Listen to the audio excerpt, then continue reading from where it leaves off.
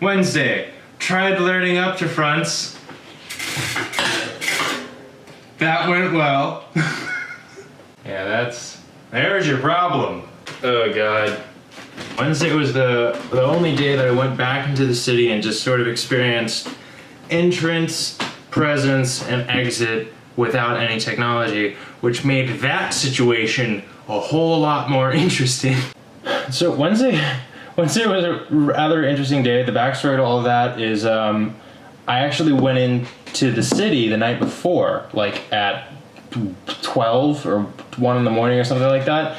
And I was gonna get up at 5 because I slept a lot the night before, and I was going to go ride down the piers on by the Hudson. The whole idea for Wednesday was that I was like, oh, this is gonna be super cool. I'm gonna experience a very different type of day than I normally do. Normally I'm eating halal or Chipotle, or not.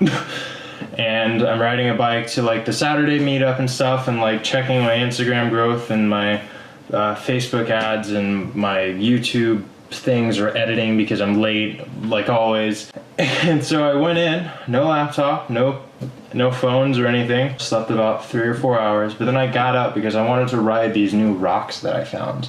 I think they're just north of Pier 26. Yeah. And I had found them a week earlier, and I was like, oh my gosh, this is the best spot in the world ever. Factually. And so I got there before sunrise, well before sunrise, and I started playing around. And I've been noticing for a while now, my bike's been pretty creaky on the front wheel. It doesn't feel quite like it used to, but it also has been doing that for months. And it hasn't given, so I'm like, oh, it's fine, maybe it's something else, I don't know. So I'm riding the spot. Everything's fine and dandy. Sun starts coming up. I'm trying to somewhat sort of tan. When you actually work out, you don't need as much, sorry, I just took a shower. You don't need as much protein to activate muscle protein synthesis. So I was like, all right, biohackiness. I'm gonna go on the early morning ride. Then I'm gonna go enjoy an exorbitantly priced breakfast to just experience poshness. Just what, I'm gonna go have a $17 omelet, instead of halal and Chipotle, and I'm gonna take a book with me. I don't have any of my phones. I'm not meeting anyone. I'm gonna have a nice ride, and I'm gonna have a nice breakfast. And then I was supposed to go to the skate park to scout for people to ride in the Sprout launch video.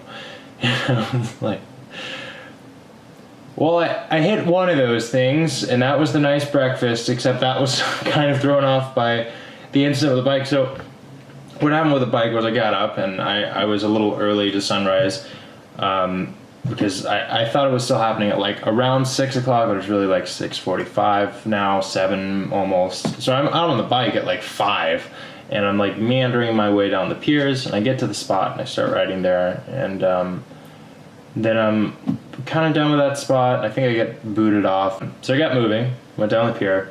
But then I found these walls that were perfect for learning a trick that I've been wanting to teach myself finally for ever since I've started riding trials, which is the up to front.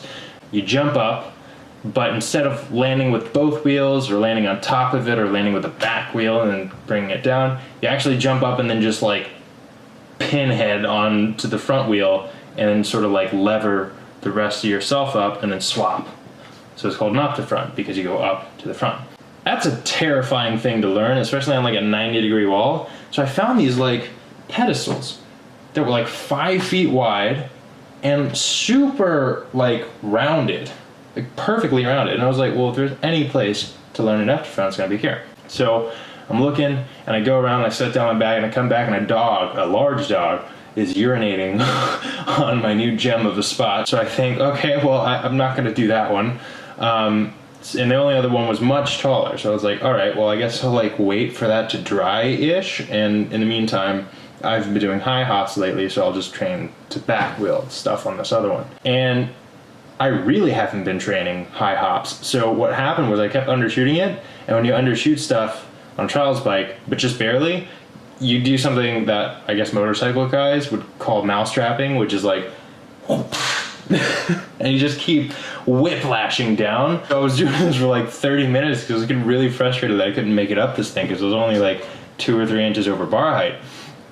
And finally, I gave one last Ugga Dugga and one last mousetrap, and I ended my movement about 1 foot lower than I had on all the previous attempts because my fork had departed from my frame.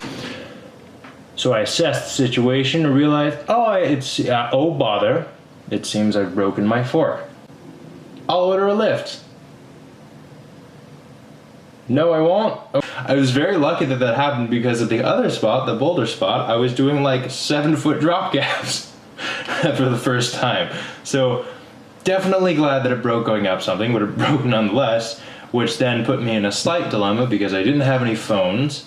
I've never hailed a taxi before, so like that felt daring, especially like, hey, I get this like thing, can I put it in your car? And then like, I was supposed to go to that breakfast. I still really wanted to do that because that was at least some salvage of like the day going well. I wouldn't be able to go to the skate park obviously because I didn't have anything to do at the skate park anymore. I got ready to hail a cab and then I was like, well, what am I really gonna do? Am I gonna hail a taxi that costs more than this ridiculous omelet that I want to eat to go back to Chelsea to then like walk back to the Beekman? No, alright, so my solution naturally was to flip and shopping cart this thing all the way from where I broke the forks to the Beekman Hotel.